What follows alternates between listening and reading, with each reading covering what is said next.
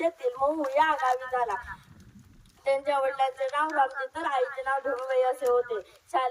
Doctor Babasaheb Ambedkar लहानपणापासून अत्यंत हुशार व महत्वाकांक्षी विचारांचे होते.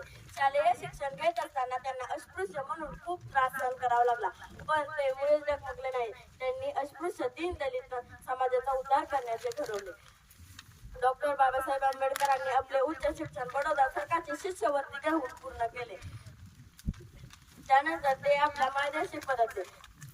शिक्षण हे समाज प्रबोधनाचे उत्तम माध्यम आहे हे जाणले आणि आपल्या बांधवांना शिका, संघटित व्हा, संघर्ष करा असा संदेश दिला. दलित समाजाला न्याय व हक्कासाठी त्यांनी अनेक आंदोलने सत्याग्रह केले.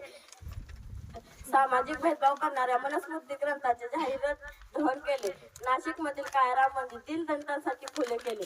महाराष्ट्रात 14 तायाचे सत्याग्रह केले. डॉक्टर बाबासाहेब आंबेडकर हे एक उत्कृष्ट वाचक व लेखक होते. त्यांनी इसवी सन 1920 मध्ये मूकनायक हे पक्षी सुरू केले. त्यानंतर त्यांनी 1927 मध्ये बहिष्कृत भारत व जनता यासारखे वृत्तपत्रे सुरू करून समाज प्रबोधन केले.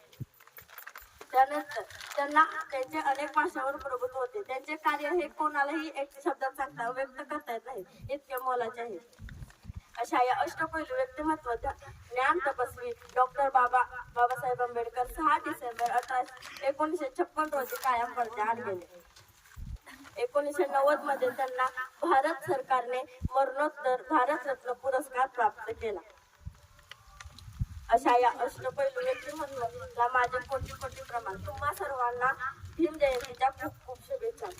बुद्धांसारखं होतं ज्ञान म्हणून दिलं संविधान.